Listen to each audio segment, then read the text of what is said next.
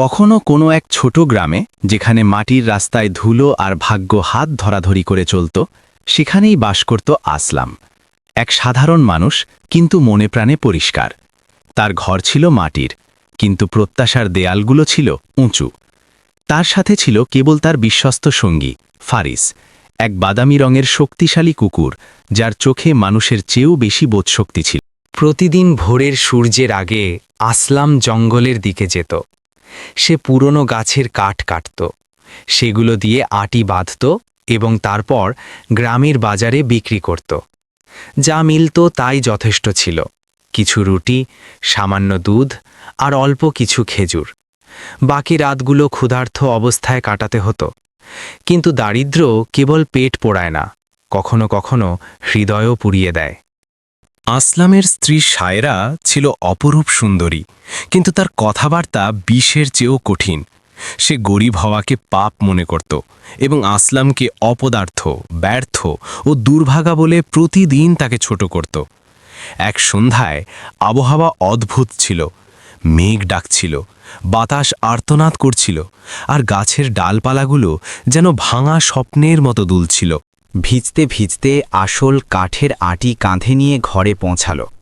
আশা করেছিল হয়তো আজ সায়রার মন নরম হবে, কিন্তু দরজায় যে দৃশ্য তার জন্য অপেক্ষা করছিল তা তার আত্মা পর্যন্ত কাঁপিয়ে দিল। সায়রা অগ্নিশর্মা হয়ে বলল, বাস আর নয়, বেরিয়ে যাও আমার ঘর থেকে। তুমি এক অপয়া লোক, তোমার উপস্থিতিতে আমার কপালও গরিব হয়ে গেছে। আসলামের মুখ অপমানে নুয়ে পড়ল, তার চোখ ভিজে উঠল, বৃষ্টিতে নয়, আঘাতের ব্যথায়। ধীর গলায় সে বলল, সায়রা, এই রাতে কোথায় যাব? এই ঝড়ের মধ্যে কার দরজায় কড়া নাড়ব?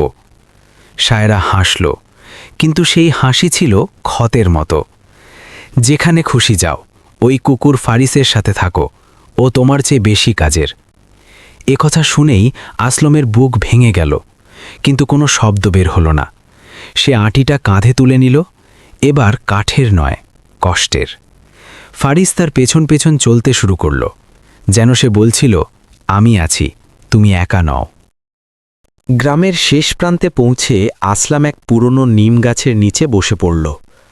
আকাশের দিকে তাকিয়ে বিড়বিড় করে বলল, ইয়া আল্লাহ, আমার কাছে এখন এই বিশ্বস্ত প্রাণীটি ছাড়া আর কিছুই অবশিষ্ট নেই। তোমার রহমতেরই ভরসা। বৃষ্টি চলছিল এবং সেখান থেকেই ভাগ্যের খেলা নিঃশব্দে শুরু হয়ে গিয়েছিল।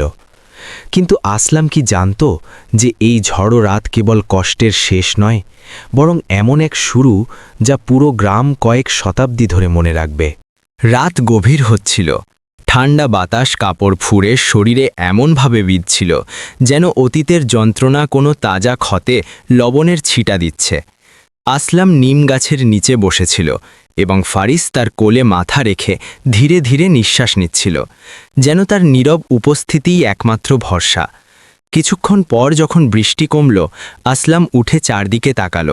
গ্রামের আলোগুলো দূরে কোনো স্বপ্নের মতো মনে হচ্ছিল। কাছে যাওয়া যায় না, কিন্তু নজরও সরে না। চলো আমার বন্ধু, এখানে থামা ঠিক নয়, সে ফারিসের মাথায় হাত বুলিয়ে বলল, এবং ধীরে ধীরে জঙ্গলের ভেতরের দিকে এগিয়ে গেল। জঙ্গল অন্ধকার ছিল, কিন্তু অদ্ভুত এক শান্তিও ছিল সেখানে। কেবল মাঝে মধ্যে কোনো প্যাঁচার ডাক বা ডাল ভাঙার মর্মর শব্দ শোনা যাচ্ছিল।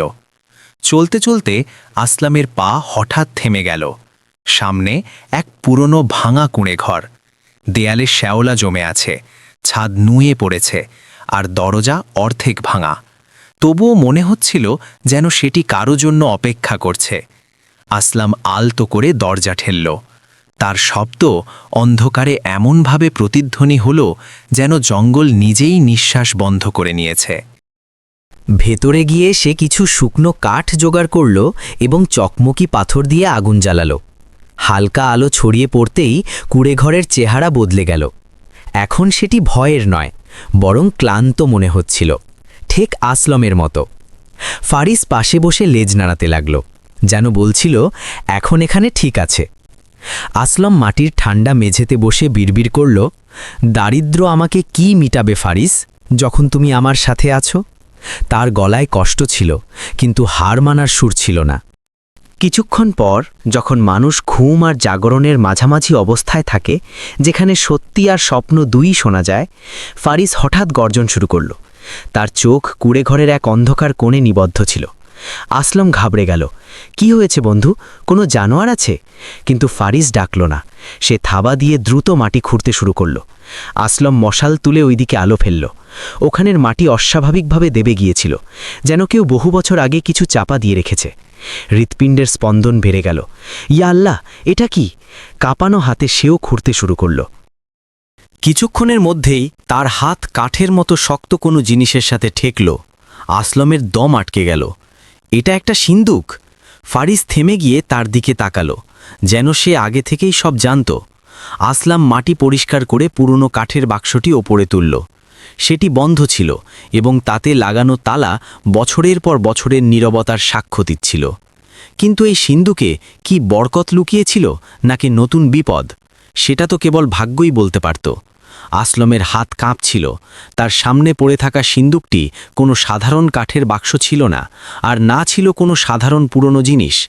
তাতে লোহার মোর্চে ধরা পাত লাগানো ছিল, কোণগুলোতে ধুলো আর শ্যাংলা জমা ছিল, এবং তালাটি ছিল এত ভারী যেন কয়েক শতাব্দী ধরে কোনো রহস্যকে রক্ষা করছে।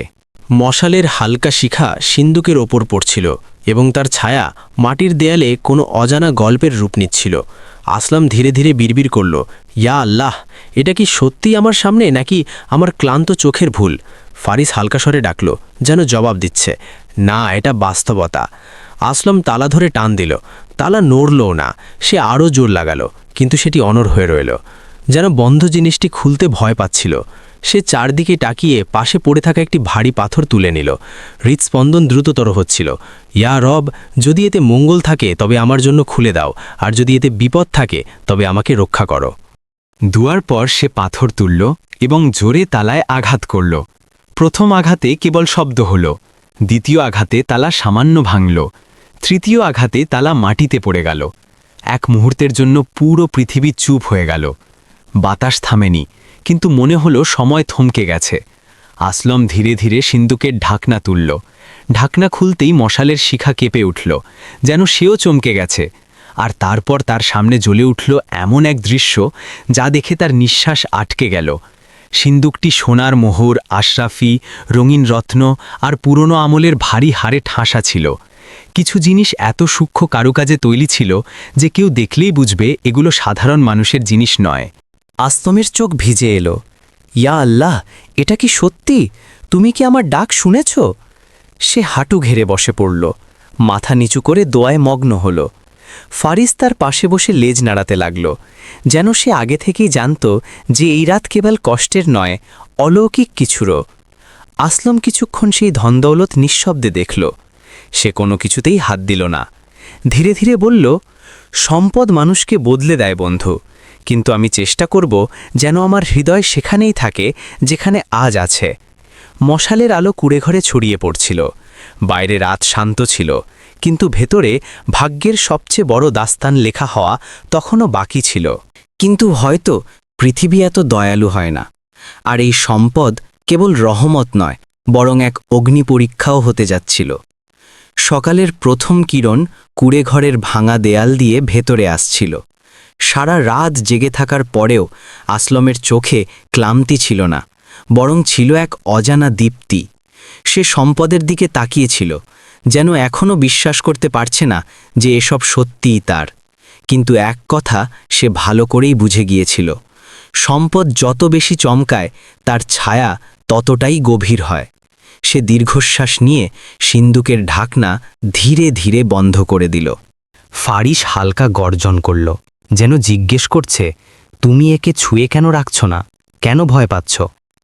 আসলাম তার মাথায় হাত রাখল এবং নিচু স্বরে বলল, কারণ আসল বিপদ সোনা নয়, বরং সেই লোভ যা এটি দেখার পর জন্ম নেয়। সে সিন্দুকের ওপর আবার মাটি ফেলে দিল এবং জায়গাটি এমনভাবে চেপে দিল যেন কিছুই হয়নি। কেবল নিজের পকেটে কয়েকটা রূপোর মুদ্রা রাখল, ঠিক ততটুকু যতটা একজন সাধারণ মানুষ মাঝে মধ্যে আয় করে থাকে। এটা ছিল তার প্রথম সিদ্ধান্ত, সম্পদের কথা দুনিয়াকে জানানো যাবে না। সে আর ফারিস জঙ্গল থেকে বের হলো। হাওয়া পরিষ্কার ছিল, গাছে পাখিদের ডাক ছিল, কিন্তু আসলামের মন শান্ত ছিল না। তাতে আশা ছিল, কিন্তু ভয়ও। বাজারে পৌঁছাতেই মানুষ তাকে দেখে আর টিপ্পনি কাটল না, যা প্রায়ই হতো। বরং আশ্চর্যের বিষয় ছিল এই যে প্রথমবারের মতো কিছু মানুষ তাকে দেখে হাসল। সে রুটি, সামান্য দুধ, শুকনো ফল আর কিছু প্রয়োজনীয় জিনিস কিনল। দোকানদার তাকে মনোযোগ দিয়ে দেখল এবং বলল, আজ তোমাকে কিছুটা আলাদা লাগছে আসলাম, মুখে এক অদ্ভুত জ্যোতি দেখা যাচ্ছে। আসলাম হাসল, মিথ্যে নয়, বরং কৃতজ্ঞতাপূর্ণ হাসি। জ্যোতি তো সেই প্রতিটি মানুষের ওপর থাকে যে সারা রাত বিপদের সাথে লড়ে, সকালে হাসে। এ কথা শুনে পাশের দুজন বৃদ্ধ নিঃশব্দে তার দিকে তাকিয়ে রইল। হয়তো প্রথমবার তারা অনুভব করল যে আসলাম কেবল গরিব নয়, সে শক্তিশালীও। গ্রামে ফেরার সময় আসলাম ইচ্ছাকৃতভাবে লম্বা রাস্তা দিয়ে এলো, যাতে কেউ তার সাথে কুড়ে ঘর পর্যন্ত না আসে। কুড়ে ঘরে পৌঁছে সে জিনিসপত্র রাখল এবং স্বস্তিতে বসল। কিছুক্ষণ পর সে একটি ছোট ডায়েরি নিয়ে বসল, যা তার কাছে বছরের পর বছর ধরেছিল, কিন্তু তাতে কখনো কিছু লেখা হয়নি। প্রথমবার সে লিখতে শুরু করল, আজ আল্লাহ আমাকে বদলাননি, বরং কেবল আমার অবস্থা বদলেছেন। এখন আসল পরীক্ষা, আমি কি আমার হৃদয়কে মানুষ হিসেবে ধরে রাখতে পারবো, নাকি এই সম্পদ আমাকে পাথর বানিয়ে দেবে? ফারিস তার পায়ের কাছে শুয়ে পড়ল, শান্ত, বিশ্বস্ত এবং সতর্ক। কিন্তু গ্রামের বাতাস বদলে গিয়েছিল। মানুষ এখন তার সম্পর্কে কানাকানি করতে শুরু করেছিল। কেউ বলছিল তার ভাগ্য ফিরছে, আবার কেউ বলছিল এই নিস্তব্ধতা কোনো ঝড়ের লক্ষণ। আর যে রাতে সে ঘুমানোর চেষ্টা করছিল, সেই রাতেই অন্য কেউ তার নীরব ভাগ্যকে চিনে ফেলেছিল। কারণ যেখানে সম্পদ থাকে সেখানে নজরও পিছু ছাড়ে না। এবং শীঘ্রই কারো নজর আসলামের ওপর পড়তে যাচ্ছিল। পরের কয়েকদিনে সব কিছু ধীরে ধীরে বদলাতে শুরু করল। আসলাম এখনও সেই একই মানুষ, সাধারণ পোশাক, বিনম্র কণ্ঠস্বর আর পরিশ্রমী স্বভাব। কিন্তু তার ব্যবহারে এক গভীর প্রশান্তি চলে এসেছিল। এই প্রশান্তি অনেকের নজর এড়ায়নি। সে বাজার থেকে এখন বেশি সদাই করতে শুরু করেছে। আগে যেখানে সে অর্ধেক রুটি আর সামান্য দুধ চাইতে ইতস্তত করত, এখন সে আত্মবিশ্বাসের সাথে কেনাকাটা করত। তবুও সে কখনো অপচয় করত না। মানুষ বিড়বিড় করতে শুরু করল, এই আসলাম বদলে গেছে। একে কেউ সাহায্য করেছে নাকি ও কোনো গুপ্তধন পেয়েছে? বাজারের এই কথার ঢেউ ধীরে ধীরে পুরো গ্রামে ছড়িয়ে পড়ল। কিন্তু সবচেয়ে বেশি অস্থির হয়ে উঠেছিল তার স্ত্রী শায়রা, যে তাকে তার খারাপ অবস্থা দেখে ঘাড় ধাক্কা দিয়ে ঘর থেকে বের করে দিয়েছিল।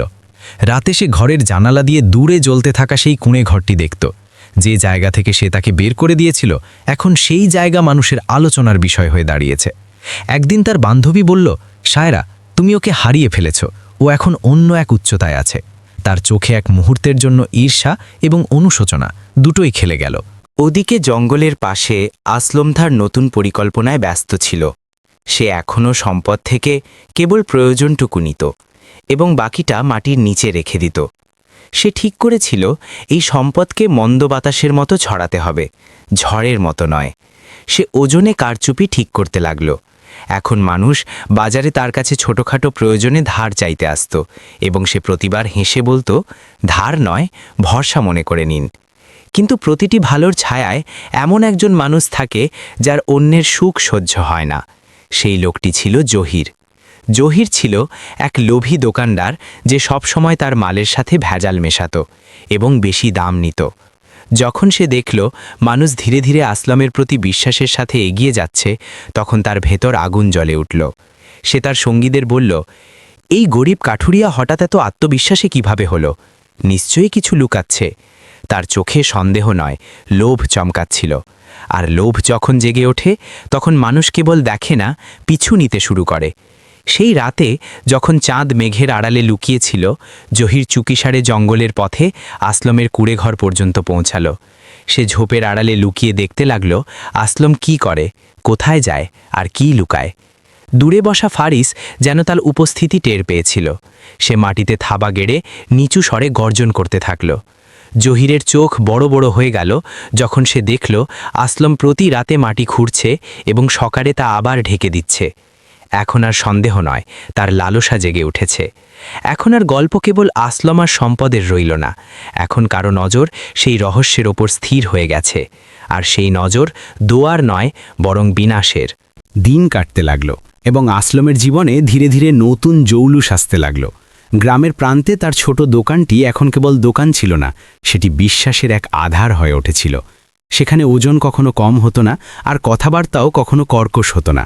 গরিব মানুষ সেখানে বিনা সংকোচে আসত এবং ধার চাইত, আর আসলম প্রতিবার হাসি মুখে বলতো, যা আজ দিতে পারলেন না তা কাল দিয়ে দেবেন, আর যদি কালও না পারেন তবে দোয়া করে দেবেন। এই কথা গ্রামবাসীর মন জয় করে নিল। এখন যখন বাজারে তার নাম নেওয়া হতো, মানুষ সম্মানের সাথে মাথা নাড়াত। কিন্তু প্রতিটি খুশির পেছনে এক ঈর্ষা লুকিয়ে থাকে, আর সেই ঈর্ষা এখন বাড়তে থাকল। জহির এখন কেবল সন্দেহে ছিল না, সে নিশ্চিত হতে শুরু করেছিল যে আসলামের কাছে অবশ্যই কিছু লুকোনো আছে। সে চাঞ্চল্যকর কথা রটাতে শুরু করল। আমি নিজের চোখে দেখেছি সে রাতে মাটি খোঁড়ে। এত রাতে কেন মাটি খুঁড়বে? নিশ্চয়ই কোনো গুপ্তধন পেয়েছে। ও আগে গরিব ছিল, এখন হাসি দেখো যেন কোনো রাজার মেজাজ। শুরুতে গ্রামবাসী এসব কথাকে তামাশা মনে করেছিল, কিন্তু মানুষের স্বভাব সবসময় একই রকম হয়। সত্য শুনে তারা চিন্তা করে, আর গুজব শুনে বিশ্বাস করে ফেলে। ধীরে ধীরে নজর বদলাতে লাগল।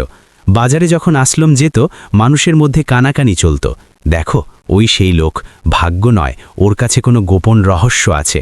এবং প্রতিটি গুজবের মতো এটাও ভুল কানে গিয়ে পৌঁছালো। সেই লোকটির নাম ছিল আরশাদ, গ্রামের সবচেয়ে ধূর্ত এবং বিপজ্জনক মানুষ। আরশাদ একসময় ডাকাত ছিল, এখন নিজেকে ব্যবসায়ী বলতো, কিন্তু তার চোখে সেই পুরনো লোভ আর ধূর্ততা বেঁচে ছিল। যখন সে আসলমের কথা শুনল, সে নিচু গলায় বলল, যে মাটিতে সোনা লুকোনো থাকে সেখানে কেবল গাছ জন্মায় না, মানুষও লোভী হয়ে যায়। সে ঠিক করল সে এই রহস্য জেনে ছাড়বে। ওদিকে কুড়ে ঘরে আসলাম আর ফারিস আগের মতোই জীবন কাটাচ্ছিল। ছোট মোমবাতির আলোয় বসে সে দোয়া পড়ত। ফারিস তার পায়ের কাছে কুণ্ডলি পাকিয়ে ঘুমিয়ে পড়ত। কিন্তু আজ বাতাসে এক অস্থিরতা ছিল। ফারিস হঠাৎ উঠে বাইরের দরজার দিকে তাকাতে লাগল। তার চোখ তীক্ষ্ণ হয়ে উঠল, কান খাড়া হলো, এবং সে ধীরে ধীরে গর্জন করতে লাগল। আসলাম তার দিকে তাকিয়ে ফিসফিস করে বলল, কি হয়েছে বন্ধু, বাইরে কেউ আছে? ফারিস কোনো জবাব দিল না, কেবল দেওয়ালের ওপাশে কোনো এক অদেখা উপস্থিতিকে অনুভব করতে লাগল। আসলামের বুক কেঁপে উঠল। কখনো কখনো বিপদ দরজায় কড়া নাড়ে না, কেবল চুপচাপ দাঁড়িয়ে থেকে সঠিক সময়ের অপেক্ষা করে। আর আজ তেমনই এক ছায়া তার দিকে এগিয়ে আসছিল।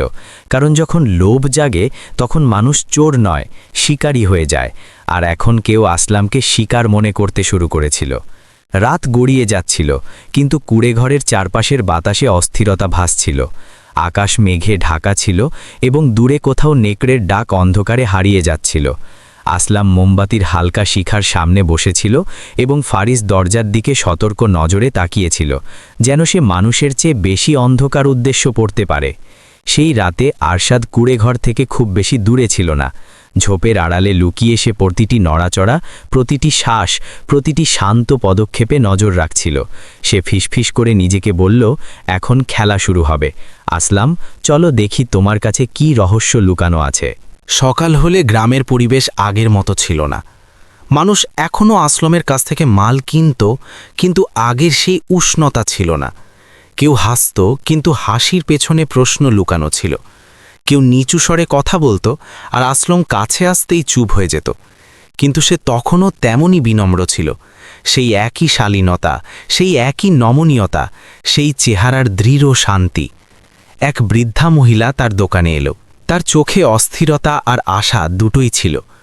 বাবা, আমার কাছে টাকা নেই, কিন্তু ওষুধের দরকার। আমার স্বামীর শরীর খারাপ।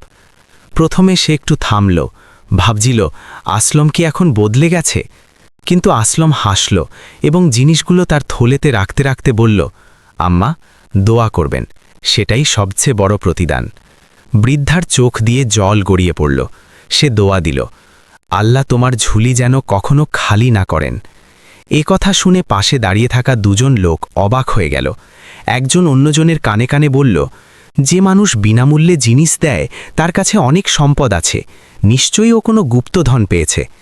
অন্যদিকে আরশাদ ধীরে ধীরে আসলমের কাছে আসতে শুরু করেছিল। সে বন্ধুত্বের মুখোশ পরে নিল। একদিন সে দোকানে এলো, হাসল আর বলল, সালাম আসলম ভাই। আসলম জবাব দিল, ওয়ালাইকুম আসসালাম, বলুন। আরশাদ মিষ্টি স্বরে বলল, শুনেছি তুমি সৎ মানুষ, আমি নতুন ব্যবসা শুরু করছি, চাইলে অংশীদার হতে পারো। আসলম প্রথমে চুপাচাপ তার দিকে তাকালো। তার চোখে না ছিল তাড়াহুড়ো, না ছিল ভয়, কেবল বিজ্ঞতা। ধীরে বলল, আমি সেই মানুষ যে রাতের বেলা কাঠ বয়ে বেরিয়েছি, এখনও নিজের ওপর ভরসা করতে শিখছি। অংশীদারিত্বের সময় হয়তো আমার এখনও আসেনি। আরশাদ হাসল, কিন্তু সেই হাসিতে ছুরির ধার লুকানো ছিল। ঠিক আছে আসলম, কিন্তু মনে রেখো, সুযোগ বারবার আসে না। সে চলে গেল, কিন্তু তার চোখে পরিষ্কার লেখা ছিল, এখন এটা কেবল সন্দেহ নয়, এটা যুদ্ধ। সেই রাতেই যখন বাতাস আরও ঘন হতে লাগলো, ফারিস হঠাৎ জোরে ডাকতে শুরু করলো। আসলাম বাইরে দৌড়ে এলো। ঝোপঝাড়ে কিছু একটা ছিল, কোনো শব্দ, কোনো ছায়া, কোনো নজর। কিন্তু যখন সে মশাল তুলল, সেখানে কেউ ছিল না। কেবল মাটিতে টাটকা পায়ের ছাপ আর এক ছায়া, যা এখন আর লুকিয়ে নয়, বরং শিকার করতে তৈরি ছিল। এখন সম্পদ কেবল মাটিতে লুকানো ছিল না, এখন সেটি কারোর নজরে ছিল। আর নজর যখন লোভের হয়, তখন রাতগুলো আরও বিপজ্জনক হয়ে ওঠে। পরের দিন সকালে সূর্য তো উঠেছিল, কিন্তু কুঁড়েঘরের ভেতরে অন্ধকার তখনও বাকি ছিল, হৃদয়ের অন্ধকার। রাতের ঘটনাটি আসলামকে ভাবিয়ে তুলেছিল। এমনটা প্রথমবার হলো যে ফারিস এত বেশি অস্থিরতা আর রাগ দেখালো। সে কেবল একটি কুকুর ছিল না, সে ছিল বিপদের প্রথম ঘণ্টা। আসলাম ফারিসের মাথায় হাত বুড়িয়ে বলল, আমার সহযাত্রী, কিছু তো বদলাচ্ছে। হয়তো এটা কেবল সম্পদের পরীক্ষা নয়, বরং আমার নিয়তেরও পরীক্ষা। ফারিস হালকা আওয়াজ করল, যেন সেটা কথা বুঝতে পারছে। সেদিন গ্রামে পরিবেশ আরও বেশি অদ্ভুত ছিল। মানুষ আসলামের সাথে সম্মানের সাথে কথা বলতো ঠিকই, কিন্তু তাদের কথায় লুকিয়ে থাকা ভয় আর কৌতূহল পরিষ্কার টের পাওয়া যাচ্ছিল। কেউ জিজ্ঞেস করত, আসলাম, এখন তোমাকে আগের মতো চিন্তিত লাগে না কেন? অন্য কেউ বলতো, এত জিনিস তুমি হঠাৎ কিভাবে কিনতে শুরু করলে? আসলাম প্রতিবার হেসে দিত, কিন্তু তার হাসি এখন ছিল বুদ্ধিদীপ্ত এবং সাবধানী। কিছুক্ষণ পর এক বৃদ্ধ মৌলভী সাহেব তার দোকানে এলেন। গ্রামের সবাই তাকে শ্রদ্ধা করত। তার চেহারায় সরলতা আর চোখে ছিল গভীরতা। তিনি বললেন, সালাম আসলাম বাবা। ওয়ালাইকুম আসসালাম হজরত। আসলাম সম্মানের সাথে জবাব দিল।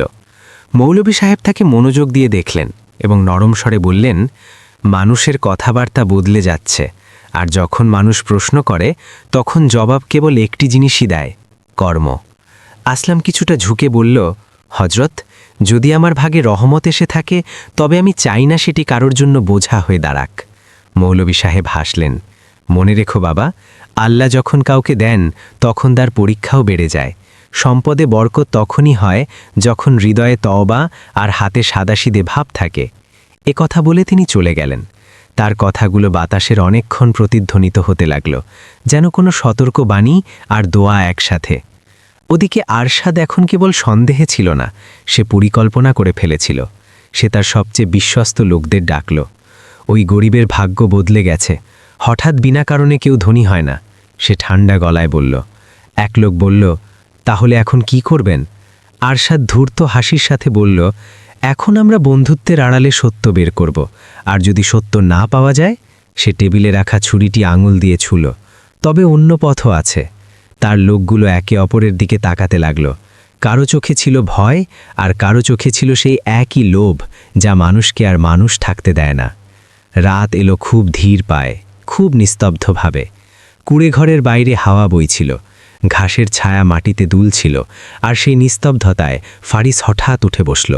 তার চোখ জ্বলে উঠল, যেন সে অন্ধকারে কাউকে অনুভব করেছে।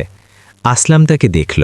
মনে এক কথা পরিষ্কার ছিল, এখন কেবল সম্পদের নয়, পরীক্ষার শুরু। কখনো কখনো বিপদ দরজায় কড়া নাড়ে না, সে চুপচাপ ভেতরে আসার পথ খোঁজে। আর আজ রাতে কেউ সেই পথ খুঁজে পেয়েছিল। রাত ধীরে ধীরে গভীর হতে লাগল। আকাশে মেঘ ছিল, কিন্তু বাতাস ছিল অদ্ভুতভাবে শান্ত, যেন ঝড় আসার আগে প্রকৃতি নিজেই দম বন্ধ করে দাঁড়িয়ে আছে। কুঁড়েঘরে একটি ছোট তেলের প্রদীপ জ্বলছিল, যার শিখা কখনো বাড়ছিল, আমার কখনো কমে যাচ্ছিল, যেন সেও ভীত। আসলাম পাটিতে বসেছিল, আর ফারিস দরজার কাছে সতর্ক ছিল। তার চোখ অন্ধকারের উপর নিবদ্ধ ছিল। সে বাতাসের প্রতিটি সামান্য শব্দে কান খাড়া করছিল। এবং তখনই সেই শব্দ এলো, শুকনো পাতা মারানোর শব্দ। ধীর কিন্তু পরিষ্কার, যেন কেউ পায়ের ছাপ লুকিয়ে হাঁটছে। ফারিস গর্জন করল, এবার হালকা নয়, বরং গভীর রাগের সাথে। আসলাম সাথে সাথে উঠে দাঁড়াল। তার শ্বাস ভারী হয়ে এলো, কিন্তু চেহারায় ভয় নয়, বরং সতর্কতা ছিল। সে দরজার কাছে গিয়ে বলল, কে বাইরে? কয়েক পল নীরবতা রইল। তারপর হঠাৎ কেউ হাসির মতো শব্দ করল, কিন্তু সেই হাসি মানবিক ছিল না, তা ছিল আতঙ্ক আর খেলার এক মিশ্রিত অনুভূতি। এক কণ্ঠস্বর এলো, ভয় পেও না আসলাম, বন্ধু এসেছে। আসলাম মশাল তুলল এবং দরজা কিছুটা খুলল। অন্ধকারে 3টি ছায়া দাঁড়িয়েছিল। সামনের জনের মুখে নেকাব ছিল, কিন্তু তার চোখগুলো চমকাচ্ছিল, ধূর্ত, তীক্ষ্ণ আর বিপজ্জনক। সেই ব্যক্তি সামনে এলো এবং পরিচিত স্বরে বলল, চিনতে পেরেছ? আমি আরশাদ। ভাবলাম আজ বন্ধুর মতো দেখা করতে আসি। আসলাম তার চোখের দিকে তাকালো। সেখানে বন্ধুত্ব ছিল না, ছিল কেবল লোভ আর দম্ভ। ধীরে বলল, এই সময়ে রাতে দেখা করতে আসার কারণ কি? আরশাদ হাসল, কারণ কেবল একটি ছোট কথা, গ্রামে চর্চা হচ্ছে যে তোমার ভাগ্য বদলে গেছে, তো ভাবলাম জিজ্ঞেস করেই নি কারণটা কি। আসলম জবাব দিতেই যাচ্ছিল যে ফারিস হঠাৎ আরশাদের খুব কাছে চলে এলো এবং জোরে ডাকতে লাগলো, এত জোরে যে দুজন লোক পিছিয়ে গেল। আরশাদের চোখ সরু হয়ে গেল। তোমার কাছে তো খুব সাহসী কুকুর আছে। আসলম শান্ত গলায় বলল, ও কেবল কুকুর নয়, আল্লাহর পাঠানো পাহারাদার। ও বিপদকে মানুষের আগে চিনে ফেলে। আরশাদ কিছুটা ঝুঁকে বলল, ও তাহলে বিপদ আছে? আসলম থামল এবং বলল, সেই বিপদ নয় যা বাইরে দাঁড়িয়ে আছে, বিপদ তো সেটা যা হৃদয়ে লোভ হয়ে বসে থাকে, তার চেয়ে বড় কোনো শত্রু নেই। আরশাদের হাসি মিলিয়ে গেল। সে ধীরে ধীরে বলল, আমরা আবার দেখা করব আসলম, আর সেদিন হয় রহস্য মিলবে, নয়তো জবাব। এবং সে তার লোকদের নিয়ে অন্ধকারে মিলিয়ে গেল। ফারিস অনেকক্ষণ অন্ধকারের দিকে তাকিয়ে রইল, যেন সেই বিপদের নাম, চেহারা আর উদ্দেশ্য সব জেনে গেছে। আসলম প্রদীপ নিভিয়ে আকাশের দিকে তাকালো এবং বিড়বিড় করল, ইয়া আল্লাহ, আমাকে তোমার আমানতে অর্থাৎ নিরাপত্তায় রেখো, কারণ এখন সে বুঝতে পেরেছিল। সকালের ভার এবং আসলামের নীরবতা খোঁজনা মাটিতে লুকিয়েছিল, কিন্তু বিপদ মানুষের হৃদয়ে জেগে উঠেছিল। এখন আরশাদ অপেক্ষা করবে না, সে পরবর্তী পদক্ষেপ নেবে, এবং সেই পদক্ষেপের পর আসলামের জীবন আগেকার মতো থাকবে না। সকালের বাতাস ছিল সতেজ, কিন্তু হৃদয়ের বোঝা রাতের মতো ভারী। খোলা আকাশের নিচে গ্রাম জাগছিল, মোরগের ডাক, শিশুদের হাসি এবং বাজারের প্রথম ব্যস্ততা। কিন্তু এই সব কিছুর মাঝে আসলামের হৃদয়ে একটি নীরব ঝড় চলছিল। সে দোকানের দিকে যাচ্ছিল এবং ফারিস তার সাথে বরাবরের মতো সতর্ক থেকে প্রতিটি শব্দের ওপর নজর দিচ্ছিল। পথে কিছু লোক তাকে দেখত, তারপর ধীরে ধীরে কথা বলতো। আজকাল সে রাতে জেগে থাকে, লোকে বলে তার কাছে খোঁজনা আছে। যদি থাকেও, তবে সেই টাকা কার? আসলাম কিছুই বলল না। সে শিখেছিল, মাঝে মাঝে জবাব দেওয়া দুর্বলতা নয়, বরং চুপ থাকা ইবাদত হয়। দোকানে পৌঁছে সে প্রথম কাজ করল, মাটিতে বসে ছোট একটি দোয়া পড়ল। ইয়া রাব, আমার নিয়ত পরিষ্কার রাখুন এবং আমার রুজি হালাল। যদি তুমি দেওয়ার থাকে তবে তুমি দিয়েছ, কিন্তু আমাকে অহংকার থেকে বাঁচাও। তার কণ্ঠ ছিল ধীর, কিন্তু তার শব্দগুলোতে বিশ্বাস ছিল। কিছুক্ষণ পর গ্রামের স্বর্ণ ব্যবসায়ী ইমাদ দোকানে এলো। সে আগে কখনো আসলামের সাথে কথা বলতো না, কিন্তু আজ তার আচরণ ছিল ভিন্ন। সে বলল, সালাম আসলাম ভাই। ওয়ালাইকুম আসসালাম, বলুন। ইমাদ চারদিকে তাকালো, তারপর কিছুটা নিচু হয়ে বলল, যদি কখনো তোমাকে কিছু বিক্রি করতে হয়, সোনা, রত্ন বা কোনো মূল্যবান জিনিস, তবে আমি ভালো দামে কিনে নেব। আসলাম থেমে গেল। সে অনুভব করল এই শব্দগুলো কেবল প্রশ্ন নয়, জাল ছিল। ধীরে বলল, আমার কাছে বিক্রি করার মতো কেবল সত্য এবং সততা আছে, তার চেয়ে বেশি কিছু নয়। ইমাদ একটি নকল হাসি দিল। আচ্ছা, দেখি। তারপর সে চলে গেল। দুপুরে একটি অপরিচিত শিশু দোকানে এলো, হাতে ছিল কাগজ। আসলাম হেসে বলল, কি চাই বাবা? শিশুটি কাগজটি তার দিকে বাড়িয়ে দিল। তাতে একটি লাইন লেখা ছিল, আজ রাতে জঙ্গলের পুরনো পাথরের কাছে একা দেখা করো, না হলে পস্তাবে। আসলাম শিশুকে জিজ্ঞেস করল, এটি কে দিয়েছে? শিশুটি কাঁধ ছাগালো। একটি লোক, মুখ ঢাকা ছিল। এতটুকু বলে সে দৌড়ে পালালো। ফারিস আবার গর্জন করে উঠল, এইবার আগের চেয়ে বেশি বিপজ্জনক আওয়াজে। আসলাম বার্তাটি ভাঁজ করে নিজের পকেটে রেখে দিল। তার চোখ শান্ত ছিল, কিন্তু ভেতরে একটি যুদ্ধ শুরু হয়ে গিয়েছিল। জঙ্গলের সংঘাত এবং ফারিসের পরাক্রম। সন্ধ্যা নামল, অন্ধকার ঘন হতে লাগল, এবং তারপর সেই একই জায়গা, জঙ্গলের পুরনো পাথর। সেখানে 3 জন লোক দাঁড়িয়েছিল, এবং তাদের মাঝে আরশাদ। আসলাম সামনে এগিয়ে এলো। আরশাদ তার দিকে এগিয়ে এসে বলল, এখন আর খেলা নয় আসলাম, সত্যি বলো, তোমাকে খোঁজনা মিলেছে, তাই না? বাতাস থেমে গেল। পরিবেশ ভারী হয়ে গেল। আসলাম ধীরে বলল, খোঁজনা মানুষকে চেনে না, মানুষ তাকে চেনে, এবং কারো নিয়ত খারাপ হলে শোনাও বিষ হয়ে যায়। আরশাদ একটি শীতল হাসি হাসল। অনেক কথা বলে ফেলেছ, এখন ব্যাস জবাব দাও, খোঁজনা কোথায়? তার 2 গুন্ডা লাঠি তুলল। ফারিস দাঁত বের করে কপালে ভাঁজ নিয়ে তাদের সামনে গিয়ে দাঁড়ালো, যেন বলছে, আগে আমাকে পার করো। আর ওখানেই সংঘাতের প্রথম স্ফুলিঙ্গ বাতাসে ছড়িয়ে পড়ল। এখন এটি প্রশ্ন ছিল না যে লড়াই হবে কি হবে না, প্রশ্ন এটি ছিল কে বাঁচবে আর কার ভাগ্য এখানেই দাফন হবে। পুরনো পাথরের চারপাশে অন্ধকার আরও গভীর হয়ে গিয়েছিল। দূরে কোথাও ঝিঝি পোকার ডাক আসছিল, কিন্তু এই জায়গায় বাতাসও যেন নীরব হয়ে গিয়েছিল। আরশাদের লোকগুলো ফারিসকে দেখে ইতস্তত করছিল, কারণ তার চোখে ভয় ছিল না, সতর্কতা ছিল। আরশাদ নিজের লোকদের হাত দিয়ে ইশারায় থামাল এবং এগিয়ে এসে ধীর কণ্ঠে বলল, আসলাম, শেষবারের মতো জিজ্ঞেস করছি, খোঁজনা কোথায়? আসলাম গভীর শ্বাস নিল। তার কণ্ঠ শান্ত ছিল, কিন্তু শব্দে ওজন ছিল। যদি আমার কাছে খোঁজনা থাকত, তবে আগে এটি দেখতাম যে কে সেটি পাওয়ার যোগ্য, কারণ সম্পদ হাতে আসার আগে হৃদয়ের আসল রূপ সামনে নিয়ে আসে। আরশাদের চোখে রাগ চমকালো। আমাকে উপদেশ দিও না আসলাম, যদি তুমি আমাকে সত্যি না বলো, তবে এই শান্ত রাত তোমার শেষ রাত হয়ে যাবে। সে 2 কদম এগিয়ে এসে তাকিয়ে বলল, তোমার কি মনে হয় না কোনো গরিব মানুষ এত তাড়াতাড়ি বদলাতে পারে? কেউ বিনা কারণে সৎ থাকতে পারে না, কথা পরিষ্কার। খজনা মিলেছে তোমাকে, এবং সেটি কেবল আমার হক। আসলাম হালকা হাসির সাথে বলল, আরশাদ, খজনা মিললে মানুষ ধনী হয় না, খোদার মেহের মিলে গেলে মানুষ রূহ থেকে ধনী হয়ে যায়। আরশাদ এখন আর শুনতে পারছিল না। সে হাত তুলল এবং চিৎকার করল, মারো একে। তার 2 লোক নদীমের আসলামের দিকে বাড়ল, কিন্তু এর আগেই যে লাঠি বাতাসে উঠত, ফারিস বিদ্যুতের মতো সামনে ঝাঁপিয়ে পড়ল। একটি জোরদার গর্জন বাতাসে প্রতিধ্বনিত হল। প্রথম আক্রমণ এত আকস্মিক ছিল যে 2 লোকই পেছনে পড়ে গেল। তাদের মধ্যে একজনের বাহু ফারিসের দাঁতের মাঝে ফেসে গেল এবং সে ব্যথায় চিৎকার করে উঠল। আসলাম চিৎকার করল, ফারিস, ব্যাস, আঘাত করো, জান নিও না। তার শব্দে রাগ ছিল না, বরং দয়া ছিল, কারণ আসলাম জানত জুলুমকারী এবং প্রতিশোধ গ্রহণকারী উভয়ের মধ্যে পার্থক্য কম থেকে যায়। আরশাদ পেছনে হটে গেল, কিন্তু তার চেহারার রং বদলে গিয়েছিল, রাগ, অবাক হওয়া এবং ভয় সব একসাথে।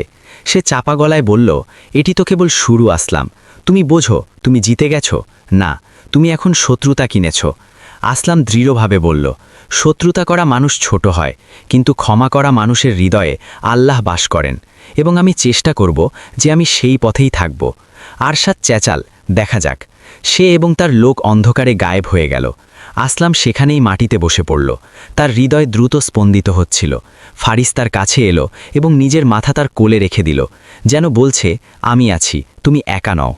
আসলাম আকাশের দিকে তাকালো এবং ফিসফিস করল, ইয়া আল্লাহ, তুমি আমাকে আজ বাঁচিয়ে নিলে, কিন্তু এই লড়াইয়ের উদ্দেশ্য আমি কবে বুঝব? এবং সেই রাতে তার উপলব্ধি হলো সে কেবল খজনার মালিক নয়, এখন একটি পরীক্ষার অংশ হয়ে গিয়েছিল। কিন্তু কাহিনী এখানেই শেষ হয়নি, কারণ পরের দিন এমন সিদ্ধান্ত আসার ছিল যা পুরো গ্রামকে 2 ভাগে ভাগ করে দিয়েছিল। পঞ্চায়েতের বিচার এবং ষড়যন্ত্রের মোড়। পরের দিন সকালে গ্রাম জাগলে বাতাসে একটি অদ্ভুত অস্বস্তি ছিল, যেমন রাত কোনো গোপন রহস্য লুকিয়ে পার হয়েছে।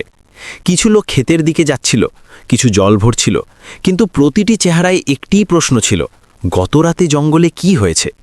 কথা ধীরে ধীরে ছড়িয়ে পড়ছিল এবং প্রতিবার কাহিনীতে নতুন রং যোগ হচ্ছিল।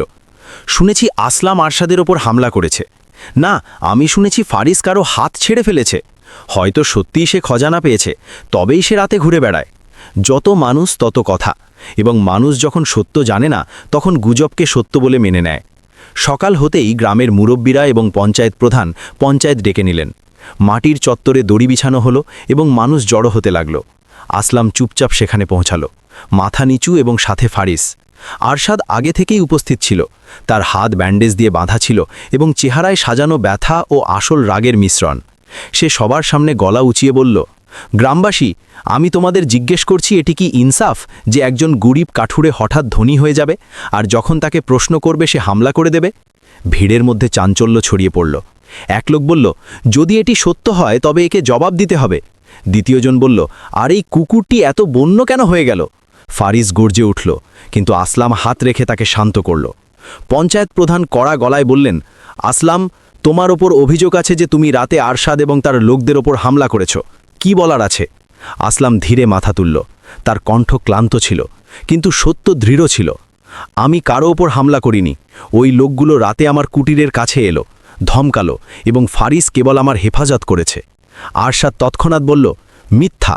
যদি তোমার কাছে লুকানোর কিছু না থাকে, তবে লোকে কেন বলছে যে তুমি রাতগুলোতে মাটি খুঁড়ছ? কেন তোমার খরচ দিনের পর দিন বাড়ছে? ভিড় চুপ হয়ে গেল। এই প্রশ্ন সরাসরি হৃদয়ে লেগেছিল।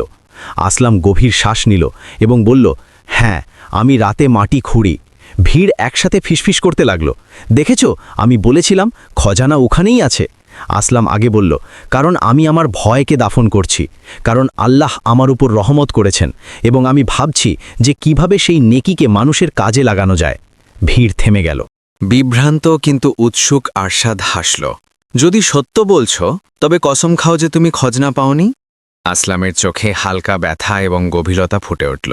সে বলল, আমি মিথ্যাকে সত্য বানানোর জন্য কসম খাই না, আর সত্য বলার জন্য কসমের প্রয়োজন হয় না। কিছু লোক মাথা নাড়ল, যেন সেই জবাবই হৃদয়ে লেগেছে। কিছু হাসল, যেন তাকে মিথ্যাবাদী মেনে নিয়েছে। কিন্তু সবচেয়ে চমকে দেওয়ার মতো বিষয় তখন ঘটল। এক বৃদ্ধ দাড়িওয়ালা লোক উঠে দাঁড়িয়ে বললেন, আমি জানি আসলাম মিথ্যা বলে না। তার দোকানে আমি কখনো মাপে কম দেখিনি। তার হৃদয় পরিষ্কার। তারপরে আরও এক লোক দাঁড়িয়ে গেল। সে আমার মেয়ের ওষুধ টাকা না নিয়ে দিয়েছিল। তারপর আরও একজন। সে কখনো কাউকে মানা করেনি। সে ধনী হোক বা গরিব, সবার সাথে একই ব্যবহার করে। ধীরে ধীরে অনেক লোক আসলামের পক্ষে দাঁড়িয়ে গেল। আরশাদের চেহারা ফ্যাকাশে হতে লাগল। পঞ্চায়েত প্রধান গম্ভীর গলায় বললেন, যদি কোনো প্রমাণ ছাড়া কারো ওপর অভিযোগ লাগায়, তবে সে নিজেই দোষী মানা হবে। ভিড়ের নজর আরশাদের ওপর টিকে গেল। সে প্রথমবার আসল ভয়ে চুপ হয়ে গেল। আসলাম মাথা তুলে আকাশের দিকে তাকালো এবং মনে মনে বলল, ইয়া আল্লাহ, তুমি আজ আমার হেফাজত আবার করলে। কিন্তু সে জানত না, এই লড়াই এখনও শেষ হয়নি। এটি তো ব্যাস শুরু ছিল, কারণ সেই রাতে কেউ চুপচাপ একটি সিদ্ধান্ত নিয়েছিল। যদি সত্য না মেলে, তবে এখন খজনা ছিনিয়ে নেওয়া হবে। লালসা বনাম আমানতদারিতা। সেই রাতে কুটির আরও শান্ত ছিল, কিন্তু সেই নিস্তব্ধতায় দুটি জিনিস ছিল, সুকুন এবং বিপদের ধীর করাঘাত। পঞ্চায়েতে লোক তার পক্ষে কথা বলেছিল। এটি স্বস্তি দেওয়ার মতো বিষয় ছিল, কিন্তু এই স্বস্তি পুরোপুরি শান্তি দিচ্ছিল না। আসলাম চাটাইয়ে বসে আকাশ দেখছিল। বাতাস ঠান্ডা ছিল, রাত গভীর ছিল, এবং নক্ষত্রদের নীরবতা এমন লাগছিল যেন তারাও অপেক্ষায় আছে আগত কোনো কাহিনীর মোড়ের। ফারিস তার পায়ের কাছে শুয়েছিল, কিন্তু তার চোখ বন্ধ ছিল না। সে বারবার দরজার দিকে তাকাচ্ছিল, যেন তার রুহ বলছে, বিপদ এখনো যায়নি, ব্যাস ছায়া বদলে নিয়েছে। আসলাম ধীরে বলল, আমার বন্ধু, আল্লাহর রহমতের ওপর আমার ভরসা কমেনি, কিন্তু মানুষের নিয়ত থেকে ভয় লাগে। ফারিস তার দিকে মুখ তুলল এবং তার কোলে মাথা রেখে দিল, যেন সে বলছে, আমরা শক্ত হয়ে দাঁড়িয়ে থাকব। পরের দিন সকালে গ্রামে বাতাস বদলে গিয়েছিল। লোক যারা কাল পর্যন্ত প্রশ্নে জড়িয়েছিল, আজ কিছু নরম দেখাচ্ছিল। কিছু লোক সালাম করল, কিছু হাসল। এটি সেই ভরসার ফেরা ছিল যা অভিযোগের শোলগোলে চাপা পড়ে গিয়েছিল। কিন্তু একটি চেহারা এমন ছিল যে দূরে লুকিয়ে ব্যাস দেখছিল। শায়রা সেই মহিলা যে তাকে ঘর থেকে বের করে দিয়েছিল। তার চোখে অনুতাপ ছিল, লজ্জা ছিল, এবং কিছু না বলা ভয়ও। সে লোকদের জিজ্ঞেস করত, লুকিয়ে শুনত, এবং তারপর চুপ হয়ে যেত। প্রতিবার যখন সে শুনতে পেত আসলাম অনেক বদলে গেছে, তার কাছে এখন নেয়ামত আছে, তখন তার হৃদয়ে অদ্ভুত তিক্ততা জাগত। অনেকবার সে নিজেকে বলত, কাশ আমি তাকে বুঝতাম, কাশ আমি খোঁটা দেওয়ার জায়গায় তার সাথে থাকতাম। কিন্তু সময় পার হয়ে গিয়েছিল, এবং কিছু কথা সময় ফিরিয়ে দেওয়ার আগেই মানুষের হৃদয় চিহ্ন ছেড়ে যায়। সেই দুপুরে আসলাম দোকান বন্ধ করল এবং মসজিদের দিকে গেল। নামাজের পর যখন সে বাইরে বের হল, তখন এক মুরব্বী তাকে থামালেন। তাদের চোখ নরম ছিল। তিনি বললেন, বাবা, আল্লাহ যখন কাউকে তোলেন, তখন তার শত্রুও বাড়ে এবং পরীক্ষাও। কিন্তু মনে রেখো, নেয়ামতের হেফাজত শকর দিয়ে হয়, ভয় দিয়ে নয়। আসলাম চুপ রইল, কিন্তু সেই পরামর্শ সরাসরি তার রুহকে ছুঁয়ে নিল। ওদিকে গ্রামের অন্য প্রান্তে আরশাদ নিজের লোকদের সাথে বসে আগুনের শিখাগুলোর দিকে তাকিয়েছিল। তার চেহারা শান্ত ছিল, কিন্তু তার শান্ত চেহারার পেছনে লুকানো ইচ্ছা বিষাক্ত ছিল। সে ধীর কণ্ঠে বলল, এখন বুদ্ধি দিয়ে নয়, শক্তি দিয়ে কথা হবে। খজনা মিলবে যে কোনো মূল্যে। তার এক লোক ধীরে বলল, কিন্তু গ্রাম এখন আসলামকে মানতে শুরু করেছে। আরশাদের চোখ শক্ত হয়ে গেল। গ্রামের মত সোনা দিয়ে বদলায় না, ভয় দিয়ে বদলায়। কিছু মুহূর্তের নীরবতা রইল। তারপর সে আগে বলল, আজ রাতে খেলা আবার শুরু হবে। সিন্দুক এবং সত্যের উন্মোচন। রাত এলো ধীরে কিন্তু ভারী কদমে। দূরে একটি প্যাঁচার ডাক শোনা গেল। তারপর কুটিরের কাছে ঘাস নড়ল। ফারিস হঠাৎ ঝটকা দিয়ে উঠল এবং গর্জাতে লাগল। আসলাম অনুভব করল কিছু আসতে চলেছে, কিছু যা এখন শুধু সন্দেহ নয় বরং সংঘাত ছিল। আজকের রাত শুধু কুটিরের দেয়ালের নয়, ভাগ্যের দেয়ালের পরীক্ষা নেওয়ার ছিল। এবং কেউ লুকিয়ে নয়, সামনাসামনি আসবে। সেই রাতে বাতাস অদ্ভুত পদ্ধতিতে বইছিল, যেন সে নিজেই জানে যে কিছু হতে চলেছে। কুটিরের দেয়ালে প্রদীপের শিখা কাঁপছিল এবং জঙ্গলের মর্মর ধ্বনি এমন লাগছিল যেন অন্ধকার নিজে কথা বলছে। আসলাম চুপ বসেছিল, কিন্তু তার শ্বাস ধীর ছিল না। ফরিজ দরজার সামনে বসেছিল, পুরোপুরি তৈরি, পুরোপুরি সতর্ক। হঠাৎ খড়খড় শব্দ, জঙ্গলের দিক থেকে আসতে থাকা ফরিজ গরজাল। এইবার রাগে নয়, বরং সতর্ক বার্তার ভঙ্গিতে। আসলাম প্রদীপ তুলে নিল এবং অত্যন্ত শান্ত কণ্ঠে বলল, যেই আসুক, এইবার আমি পালাব না। তার চোখে ভয় ছিল না, ব্যাস একটি বিশ্বাস ছিল। কিছু মুহূর্তেই কুটিরের সামনে 4টি ছায়া দেখা গেল। জ্যোৎস্না কম ছিল, কিন্তু এতটুকু যথেষ্ট ছিল যে আসলাম বুঝতে পারে এরা সেই লোক যারা গত রাতে তার কাছে এসেছিল। মাঝখানে ছিল আরশাদ। তার চেহারায় এখন হাসিও ছিল না, শুধু তিক্ততা, ক্রোধ এবং লালসার মিশ্রিত রূপ। সে পা আগে বাড়িয়ে বলল, আসলাম, আমি তোমাকে সুযোগ দিয়েছিলাম ভালো পদ্ধতিতে কথা বলার, কিন্তু তুমি অস্বীকার করলে। এখন কোনো দোয়া, কোনো বোধ, কোনো অজুহাত কাজ আসবে না। আসলাম তার চোখে তাকিয়ে বলল, তুমি আমাকে ভয় দেখাতে এসেছ নাকি নিজে নিজের ভয়ের সাথে লড়তে? এটি শুনে বাকি 3 লোক ক্ষেপে গেল। একজন চিৎকার করে বলল, ব্যাস, আমাদের কথার জবাব দাও, খজনা কোথায়? আসলাম ধীর কণ্ঠে বলল, যদি আল্লাহ আমাকে দিয়েছেন তবে সেটি আমার চেষ্টার ফল, চুরি নয়। আর যদি তোমাদের চাই তবে চাইতে আসো, ছিনিয়ে নিতে নয়। আরশাদ হেসে বলল, দুনিয়ায় শুধু চাওয়ারা চলে না, নেওয়াওয়ালারা চলে। এবং তার ইশারায় তার লোক আগে বাড়ল অস্ত্রের সাথে। ফারিস গর্জালো এবং একদম বিদ্যুতের মতো তাদের সামনে গিয়ে দাঁড়ালো। তার চোখ এখন দয়াওয়ালা নয়, সতর্ক বার্তার আগুন ছিল। এক লোক বলল, এই জানোয়ারকে সরাও, না হলে আগে এটাই মরবে। আসলাম 1 কদম আগে এলো এবং শক্ত গলায় বলল, একটি কথা মনে রেখো, যেখানে মানুষ জালেম হয় সেখানে আল্লাহ কাউকে না কাউকে হেফাজতের জন্য দাঁড় করান। আজ সেই হেফাজত ফারিস। আরশাদ এখন রাগে কাঁপছিল। ব্যাস, অনেক শুনে ফেলেছি। সে ঝটকা দিয়ে লাঠি তুলল এবং সেই মুহূর্তেই ফারিস লাফ দিল। লাঠি ফারিসের পিঠে লাগল, ব্যথা হলো, কিন্তু সে থামল না। সে হামলাকারীর বাহু ধরে নিল এবং সে চিৎকার করে উঠল। বাকি 2 জন আগে বাড়ল। আসলাম চিৎকার করে বলল, ব্যাস। তার আওয়াজ এত গুমগুম, এত ভারী ছিল যে এক মুহূর্তের জন্য সব থেমে গেল। আসলাম আগে বাড়ল। তার চেহারা শান্ত ছিল, কিন্তু তার চোখে সেই দৃঢ়তা ছিল যা শুধু কষ্টের চুল্লিতে গলে তৈরি হয়। সে ধীরে বলল, আজ তোমরা খজনা খুঁজতে এসেছিলে, কিন্তু আল্লাহ তোমাদের আসল রূপ দেখিয়ে দিয়েছেন। আরশাদ তার চোখে তাকিয়ে থমকে গেল। প্রথমবার তার উপলব্ধি হল, আসলাম এখন সেই দুর্বল মানুষ ছিল না যাকে সে কখনো ভয় দেখাতে পারত। ফারিস অন্যদিকে সতর্ক ছিল, কিন্তু অপেক্ষায় রাত ভারী ছিল, বাতাস ধীর ছিল এবং সিদ্ধান্তের সময় সামনে দাঁড়িয়েছিল।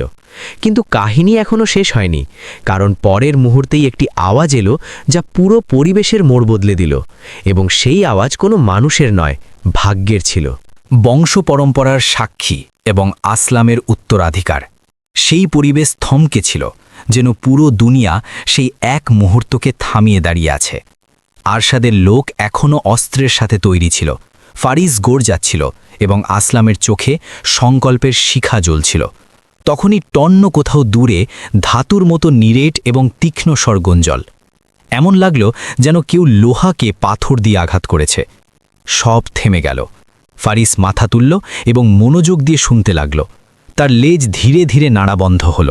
এখন সে সতর্ক ছিল।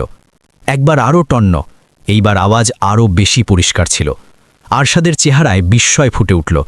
সে নিজের টিমের দিকে তাকালো এবং ফিসফিস করে বলল, তোমরা কি কেউ কোনো চিহ্ন দিয়েছিলে? তারা সবাই অস্বীকারে মাথা নাড়াল। আসলাম সেই একই আওয়াজ খুব মনোযোগ দিয়ে শুনল। তার হৃদয়ে একটি অনুভূতি এলো, এই আওয়াজ কোথাও কাছে চাপা জিনিসের। তবে কি সেই আওয়াজ যা দিয়ে সব শুরু হয়েছিল? কিছু মুহূর্ত পর অন্ধকার থেকে চলার শব্দ আসতে লাগল। পাতার মড়মড় শব্দ, ধূসর মাটিতে জুতোর আওয়াজ, ধীর শ্বাস, এবং তারপর ঝোপের পেছন থেকে 2 লোক বেরিয়ে এলো। তাদের হাতে টর্চ এবং দুনিয়া থেকে ক্লান্ত চেহারা ছিল। আরশাদ একদম সতর্ক হয়ে বলল, তোমরা 2 জন কে? প্রথম লোক টর্চ উপরে তুলল এবং ভারী গলায় বলল, আমরা শহরের প্রশাসন থেকে এসেছি। গ্রামে গুজব ছড়িয়েছে যে কেউ জঙ্গলে পুরনো জমি খুলেছে, আমাদের তদন্ত করতে হবে। আসলাম অবাক হয়ে গেল। আরশাদের চেহারায় এক মুহূর্তের জন্য ভয় চমকালো, কিন্তু সে সেটি লুকিয়ে নিল এবং ছোট হাসির সাথে বলল, আরে সাহেব, গুজব তো এখানে রোজ তৈরি হয়, এখানে কোনো খজনা নেই, বাস কিছু লোক কাহিনীকে সত্য মেনে বসে থাকে। দ্বিতীয় অফিসার আগে বাড়ল এবং গম্ভীর গলায় বলল, যদি এমন হয় তবে তোমার আপত্তি হবে না যদি আমরা এখানকার জমি পরীক্ষা করে নিই? আরশাদের চেহারায় ত্রিকোণ কঠোরতা ফুটে উঠল, কিন্তু জবাব দেওয়া তার বাধ্যবাধকতা ছিল। না না, করুন পরীক্ষা। অফিসাররা ঝোপের দিকে এগোতে লাগলেন। ফারিসও তাদের সাথে কদমে কদম মিলিয়ে চলছিল, যেমন সে বুঝে গেছে যে আজ সিদ্ধান্ত কোথাও অন্য জায়গায় লুকিয়ে আছে। কিছু মিনিট পরই টন্ন আরও একবার সেই আওয়াজ, এবং এইবার আওয়াজের পর টর্চের আলোয় মাটির একটি অংশ ধসে গেল, যেন কেউ মাটির নিচে কিছু লুকিয়ে ছেড়ে দিয়েছে। এক অফিসার ধীর গলায় বললেন, এটি সাধারণ মাটি নয়, একে পুরনো সময়ে সুরক্ষিত রাখার জন্য চাপা দেওয়া হয়েছে। আরশাদের চেহারার রং উঠতে লাগল। এখন কোনো সন্দেহ ছিল না, কিছু ছিল এখানে। আসলাম আগে এলো, টর্চের আলো মাটিতে পড়ল এবং সে ধুকপুক হৃদয়ে বলল, ইয়া আল্লাহ, কি এটি সেটি যা তুমি আমাকে দেখিয়েছিলে? শুধু আমার জন্য নয়, বরং আমার পরীক্ষার জন্য। আরশাদ চেঁচালো, এটি আমার হক, আগে আমার বাপ দাদারা এটি খুঁজেছিল। অফিসার শক্ত স্বরে বললেন, যতক্ষণ তদন্ত পূর্ণ না হচ্ছে কেউ একে নিজের বলতে পারবে না।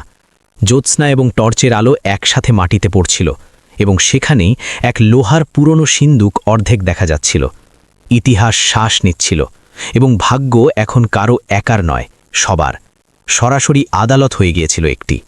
কিন্তু সিন্দুক খোলার আগে এক মিথ্যা উন্মোচন হওয়া বাকি ছিল, এবং সেই মিথ্যা কারো জয় নয়, কারো ধ্বংস হতে চলেছিল। হৃদয়ের পরিবর্তন এবং শেষ সিদ্ধান্ত, মাটিতে অর্ধেক চাপা থাকা সেই পুরনো সিন্দুক এখন সবার নজরে ছিল। এমন এক রহস্য যা বছরের পর বছর মাটির নিচে শুয়েছিল এবং এখন যেন নিজে দুনিয়ার সামনে কথা বলতে চায়।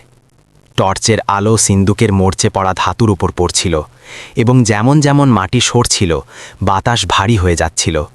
ভয়, আশা এবং লালসা 3টি সাথে উপস্থিত ছিল। আরশাদ আগে বাড়ল এবং চেঁচালো, এটি আমার বাপদাদারা এটি খুঁজেছিল, শুধু আমার উত্তরাধিকার এটি। অফিসার তাকে থামিয়ে শক্ত স্বরে বললেন, যতক্ষণ দলিল এবং প্রমাণ না মিলছে কোনো দাবি স্বীকার হবে না। আসলাম দূরে দাঁড়িয়ে এসব দেখল। তার শ্বাস দ্রুত ছিল, কিন্তু তার পদক্ষেপ স্থির। ফারিস তার পাশে দাঁড়িয়েছিল, পুরোপুরি তৈরি কিন্তু শান্ত, যেমন সেও বুঝছিল যে আজ লড়াই দাঁত এবং নখের নয়, বরং হক এবং সত্যের। গ্রামের মুরব্বীদের একজন ধীর কদমে আগে এলেন। তার হাত কাঁপছিল, কিন্তু তার নজর মজবুত ছিল। তিনি অফিসারের দিকে তাকিয়ে বললেন, যদি এটি সত্যি পুরনো উত্তরাধিকার হয় তবে তার বিষয়ে লিখিত রেকর্ড থাকা উচিত। তিনি থামলেন, তারপর ধীরে বললেন, এবং সেই রেকর্ড আমার কাছে আছে। ভিড়ে ফিসফিসানি ছড়িয়ে পড়ল। আরশাদের চোখে ঘাবড়ানি চমকালো। কি মানে? তুমি কি বলছো? বৃদ্ধ তার দিকে তাকালেন না। তিনি নিজের পকেট থেকে পুরনো চামড়ার ছেঁড়া নোটবুক বের করলেন। তার রং হলুদ ছিল, যেমন সময় তাকে ক্লান্ত করে পুরনো করে দিয়েছে। এই নোটবুকে গ্রামের জমি, উত্তরাধিকার এবং হারানো জিনিসের রেকর্ড আছে। এটি আমাকে আমার ওয়ালিদ দিয়েছিলেন এবং তাকে তার ওয়ালিদ। অফিসার সেই নোটবুক হাতে নিলেন এবং পাতা উল্টাতে লাগলেন। ভিড় শ্বাস আটকে ছিল, কিছু সেকেন্ড পর অফিসার থেমে গেলেন এবং উঁচু গলায় পড়লেন, পুরনো জঙ্গল এলাকায় চাপা থাকা সিন্দুক কোনো ব্যক্তির ব্যক্তিগত মালিকানা নয়, বরং গ্রামের আমানত। একে যখনই বের করা হবে তার ব্যবহার পুরো বস্তি এবং গরিবদের কল্যাণের জন্য করা হবে। ভিড়ে নীরবতা ছেয়ে গেল। আরশাদ ক্ষেপে গেল, না, এটি মিথ্যা, তোমরা সব আমাকে বোকা বানাচ্ছ।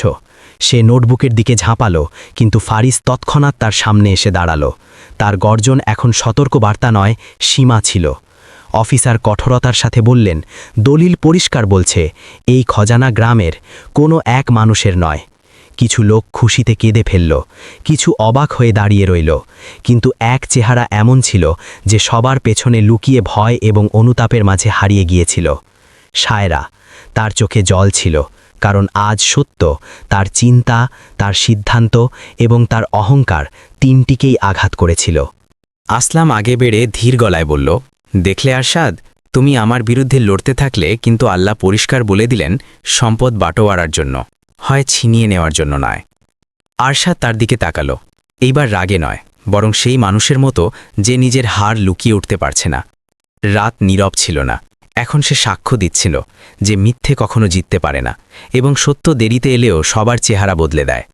কিন্তু এটি শুধু জয় ছিল না, কারণ পরের মুহূর্তেই এক সিদ্ধান্ত এমন হতে চলেছিল যা আসলামকেও ভেতর থেকে নাড়িয়ে দিল। সেই রাতের পরিবেশ যদিও শান্ত ছিল, কিন্তু প্রতিটি আত্মার ভেতরে ঝড় চলছিল।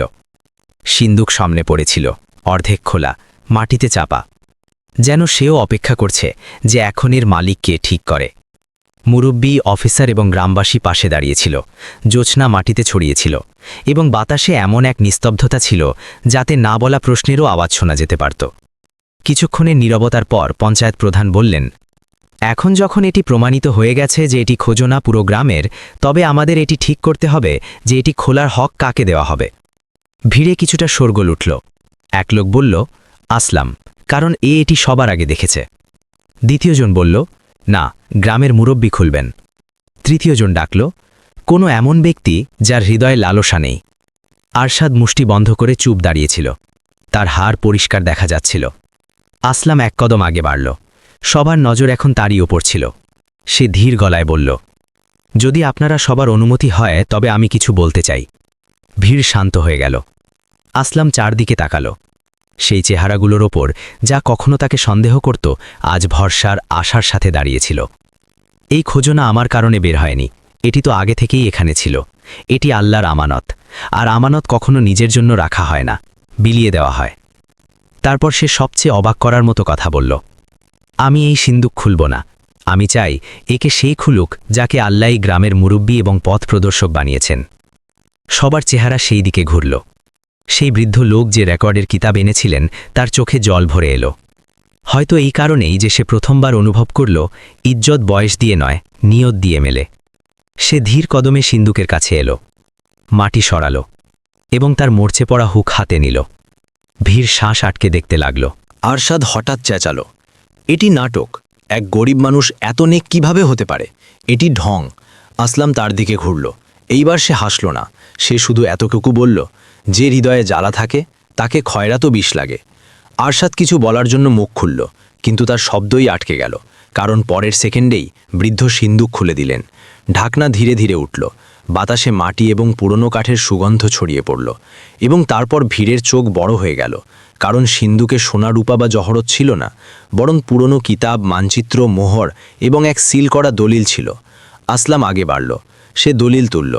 তাতে সেই পরিবারের মোহর ছিল যে এটি ঢাফন করেছিল। সে ধীরে পড়ল, এই সম্পত্তি এই বিষয়ের জন্য রাখা হয়েছে যে ভবিষ্যতে কোনো এমন ব্যক্তি আসুক যে লালসা দিয়ে নয়, ঈমান দিয়ে এটি খুলবে। যাকে মিলবে সে এটি গ্রামের কল্যাণ, শিক্ষা এবং এটিমদের দেখভালের জন্য খরচ করবে। ভিড়ের ওপর যেমন জাদু ছায়া গেল। কিছু লোক কেঁদে ফেলল, কিছু হাসল এবং কিছু চুপ থাকল, কারণ সত্য চাহে কতটাও পবিত্র হোক, হৃদয়কে নাড়িয়ে দেয়। আসলামের চোখ ভরে এলো। সে দলিল বুকে লাগালো এবং ফিস ফিস করল, ইয়া আল্লাহ, তুমি আমাকে শুধু খজনা দাওনি, তুমি আমাকে দায়িত্ব দিয়েছ। ফারিস তার পায়ের কাছে এলো এবং নিজের চোখে তাকে নেহারতে লাগল, যেন সে বলছে, আমি তোমার সাথে আছি। কিন্তু তখনই ভিড়ের পেছন থেকে এক ধীর আওয়াজ এলো, কাঁপতে থাকা ভীতু আসলাম। সবাই ঘুরে দেখল, সেটি শায়রা ছিল। ভাঙা কদমের সাথে নিচে ঝুঁকে থাকা, নজর এবং হাত কাঁপতে থাকা। তার আওয়াজে অহংকার ছিল না, শুধু অনুতাপ। এখন প্রশ্ন খজনার ছিল না, প্রশ্ন ছিল হৃদয়ের মাঝে তৈরি হওয়া ক্ষতগুলো ভরার। কি সম্পর্ক আবার ফিরে আসতে পারে, নাকি এখন অনেক দেরি হয়ে গিয়েছিল? সেই আওয়াজ যেন পুরো বাতাসকে থামিয়ে দিল। সব ধীরে ধীরে পেছনের দিকে ঘুরল এবং ওখানে সায়রা দাঁড়িয়েছিল। সেই সায়রা যে কখনো আসলামকে খোঁটা দিয়ে ঘর থেকে বের করে দিয়েছিল, সেই যে আজ পর্যন্ত তার পরিশ্রম এবং সবরকে দুর্বলতা ভাবত। কিন্তু এখন তার চেহারায় না জেদ ছিল, না রাগ, ব্যাস লজ্জা, অনুতাপ এবং ভাঙা অনুভূতি। সে আগে বেড়ে ধীর গলায় বলল, আসলাম, আমি জানি যে আমি ভুল করেছি, অনেক ভুল। তার গলা ভরে এলো, চোখের জল থামছিল না। যখন তোমার সবচেয়ে বেশি আমার প্রয়োজন ছিল, তখন আমি তোমাকে ছেড়ে দিয়েছিলাম, তোমাকে সন্দেহ করেছি, অপমান করেছি। আর আজ যখন আমি দেখি যে তোমার উপর আল্লাহর রহমত ঝরেছে, তবে আমার উপলব্ধি হয় যে আসল গরিব তুমি নও, আমি ছিলাম। ভিড় নীরব হয়ে গেল। কিছু চেহারা অবাক ছিল, কিছু বলছিল এখন আসছে, এবং কিছু ব্যাস দেখছিল, কারণ আবেগের ফয়সালা সবসময় শব্দ দিয়ে হয় না, সময় দিয়ে হয়। আসলাম তাকে মনোযোগ দিয়ে দেখল। তার ভেতরে না রাগ ছিল, না বদলা। ব্যাস এক লম্বা যাত্রার চড়াই উতরায়। ধীরে ধীরে সে আগে বাড়ল। ফারিসও তার সাথে, কিন্তু শান্ত। আসলাম বলল, সায়রা, সম্পর্কে ভুল হওয়া ভুল নয়, কিন্তু অহংকার মানুষের চোখের উপর পট্টি বেঁধে দেয়, সেটি গুনাহ হয়ে যায়। সায়রা কেঁদে ফেলল। আমার মনে হয়েছিল এক গরিব মানুষ শুধু বোঝা হয়। আমার মনে হয়েছিল শুধু দেওয়া পয়সা দিয়ে ইজ্জত মেলে। কিন্তু তুমি আমাকে বোঝালে যে ইজ্জত কামানো হয়, কেনা যায় না। সে হাত জোড় করে নিল। যদি সম্ভব হয় তবে আমাকে ক্ষমা করে দাও। কিছু লোক ভাবুক হয়ে গেল, কিছু চোখ ফিরিয়ে নিল, যেমন বলছে ক্ষমা করা সহজ হয় না। আসলাম গভীর শ্বাস নিল, কিছু মুহূর্ত চুপ থাকল, তারপর বলল, ক্ষমা করা কখনো মানুষের দুর্বলতা নয়, বরং সেই শক্তি যার হৃদয়কে মূর্ছে ধরা থেকে বাঁচায়। কিন্তু সেই এক শব্দ বাতাস থামিয়ে দিল। ক্ষমা এবং ভরসা দুই আলাদা জিনিস। ক্ষত ভরতে পারে, কিন্তু চিহ্ন মনে করায় যে মানুষকে আবার পড়ার আগে ভাবা উচিত। সায়রা মাথা নিচু করে নিল। আসলাম আগে বলল, আমি তোমাকে ক্ষমা করছি, কিন্তু আমাদের সম্পর্ক ওখানেই ফিরবে এমন ওয়াদা করতে পারছি না। ভিড়ে ধীর প্রতিক্রিয়া এলো। কিছু বলল ঠিক করেছে, কিছু বলল বেচারি। কিন্তু সত্য এটিই ছিল, এই সিদ্ধান্ত শুধু আসলামের ছিল না, সেই সফরের ছিল যেখান দিয়ে সে গিয়েছিল। সেই সময় অফিসার বললেন, এখন এই খজনার পরবর্তী কদম ঠিক হওয়া বাকি। সবার নজর আবার সিন্দুকের উপর গেল। দলিল এখন আসলামের হাতে, যাকে আল্লাহ শুধু শক্তি নয়, দায়িত্ব দিয়েছিলেন। পঞ্চায়েত প্রধান জিজ্ঞেস করলেন, আসলাম বলো, এখন এই আমানতের সিদ্ধান্ত কি হবে? পুরো গ্রাম তার দিকে তাকাচ্ছিল, কিছু আশার সাথে, কিছু হিংসার সাথে এবং কিছু সম্মানের সাথে। আসলাম দলিল বুকে লাগালো এবং ধীরে বলল, এই সম্পদ এখন কোনো ঘরের নয়, কোনো নামের নয়, এটি আল্লাহর আমানত, এবং এটি ওখানেই খরচ হবে যেখানে এর সঠিক প্রয়োজন আছে। গরিবদের পেটে, শিশুদের পড়াশোনায় এবং গ্রামের কল্যাণে। ভিড়ে ফিসফিসানি নয়, এখন দোয়া ছিল। আরশাদ দূরে দাঁড়িয়ে সব দেখছিল। তার চোখে সেই একই প্রশ্ন ছিল, যদি এসব নসিব হয় তবে আমার অংশ কোথায়? কিন্তু সে জানত না, নসিব বাটোয়ারা করা যায় না, কামানো হয়। কিন্তু কাহিনী এখানেই শেষ হয়নি, কারণ পরের দিন সকালে এমন মেহমান এলো যে এই খজনার আসল কাহিনী উন্মোচন করে দিল। খয়রুদ্দিন শাহ এবং প্রকৃত ধন। পরের দিন সকালে সূর্য কিছুটা দেরিতে উঠল, কিন্তু তার আলো গ্রামকে নতুন আশায় ভরে দিয়েছিল। লোক আজ আগের চেয়ে বেশি শান্ত ছিল, যেন রাতের সিদ্ধান্তে তাদের হৃদয় থেকে এক পুরনো বোঝা সরে গেছে। আসলাম সিন্দুকের পাশে বসেছিল, দলিল তার সামনে রাখা ছিল। ফারিস তার পাশে শুয়েছিল, কিন্তু তার চোখ এখনও চৌকস ছিল, যেন সে বলছে, আমানত এখন সামনে আছে, এখন একে বাঁচানো ততটাই জরুরি। সেই সময় গ্রামের বাইরে থেকে এক গাড়ি আসতে দেখা গেল। তা থেকে নামতে থাকা দুই অপরিচিত লোক দেখা গেল এবং তাদের পেছনে এক বৃদ্ধ ব্যক্তি। সেই বৃদ্ধের চাল ধীর ছিল, কিন্তু সেই ধীর কদমে এক অদ্ভুত রোপ ছিল, যেমন সে সময়ের সাথে লড়তে লড়তে এসেছে। যখন সে কাছে পৌঁছাল, তবে লোক একসাথে বলল, কে আপনি? বৃদ্ধ হাসলেন, তার চোখে নম্রতা এবং কষ্ট দুই ছিল। আমার নাম খয়রুদ্দিন শাহ, তিনি জবাব দিলেন, এবং এই সিন্দুক আমার পূর্বপুরুষদের ওসিয়ত। ভিড়ে নীরব ঢেউ বয়ে গেল। আসলাম দাঁড়িয়ে গেল। সে আদব করল এবং জিজ্ঞেস করল, যদি এটি আপনাদের পূর্বপুরুষদের ছিল, তবে আপনারা একে লুকিয়েছিলেন কেন? খয়রুদ্দিন শাহ লম্বা শ্বাস নিলেন। কারণ কখনো আমাদের পরিবারেও লালসা আগুন লাগিয়ে দিয়েছিল। কিছু লোক একে নিজের বানাতে চেয়েছিল এবং সেই লড়াইয়ে প্রাণও গিয়েছিল। তখন আমার দাদা সিদ্ধান্ত নিলেন যে সম্পদের চেয়ে বড় মানবতা। তাই একে মাটিতে দাফন করে দিলেন এই দোয়ার সাথে যে যখনই এটি বেরোবে কোনো লোভীর হাতে যেন না পড়ে, শুধু তারই হাতে যাক যার নিয়ত পরিষ্কার এবং হৃদয়ে সবর হোক। তার চোখ থেকে এক ফোঁটা জল ঝরে পড়ল। তারপর তিনি আসলামকে দেখলেন লম্বা মনোযোগ এবং সম্মানের সাথে। আমি শুনেছি এই সিন্দুক পর্যন্ত সবার আগে তুমি পৌঁছেছিলে এবং তুমি একে নিজের জন্য নয়, গ্রামের জন্য বেছে নিয়েছ। এটাই আমাদের ওসিয়তের আসল মানে ছিল। তিনি পকেট থেকে এক ছোট ডিব্বা বের করলেন। এটি সেই মানুষের জন্য ছিল যে এই আমানতের সঠিক হকদার হোক। তিনি আসলাম নদীমের আসলামের হাতে রেখে দিলেন। ভিড় শ্বাস আটকে দেখছিল। আসলাম ধীরে ডিব্বা খুলল। তাতে সোনা জহরত বা পয়সা ছিল না, বরং এক চাবি, এবং সেই চাবির সাথে এক ছোট বার্তা, যাকে নেয়ামত মেলে এবং সে গুছিয়ে রাখার বদলে বিলিয়ে দেয়, সেই আসল ধনী। আসলামের চোখ ভরে এলো। খয়রুদ্দিন শাহ হাত তার কাঁধে রাখলেন এবং বললেন, আসলাম, এখন তোমার কাছে সম্পদ নয়, দায়িত্ব আছে। তুমি এই গ্রামের খাজনার রক্ষক হবে। ভিড়ে দুয়া গুঞ্জরিত হতে লাগল। ফারিস শান্ত হয়ে নিজের মাথা আসলামের হাতে রেখে দিল, যেমন সেও এই সিদ্ধান্তে একমত হোক। কিন্তু তখনই এক হালকা আওয়াজ এলো এবং আমি সব দেখলাম। সেটি আরশাদ ছিল।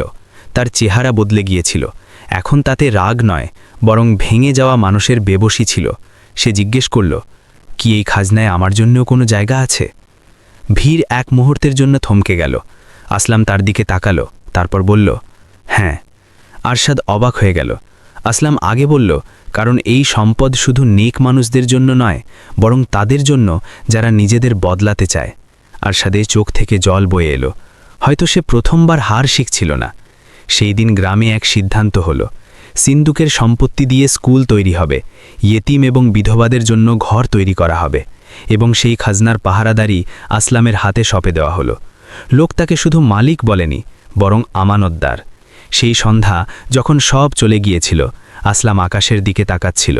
সে ফিসফিস করল, ইয়া আল্লাহ, তুমি আমাকে ইজ্জত দিলে, কিন্তু আমি চাই যে আমার হৃদয় একইভাবে নুয়ে থাকুক যেমন আগে ছিল। ফারিস তার পাশে বসে আকাশ দেখতে লাগল, যেমন দুইজন একই কথা অনুভব করছে। আসল খজনা কখনো সিন্দুকে হয় না, আসল খজনা হৃদয়ের নিয়তে হয়। এবং এভাবে যে কাহিনী লালসা দিয়ে শুরু হয়েছিল, সেটি আমানতে শেষ হলো। কিন্তু হয়তো অন্য কোনো গ্রামে, অন্য কোনো হৃদয়ে আরও এক সিন্দুক এখনও অপেক্ষা করছে।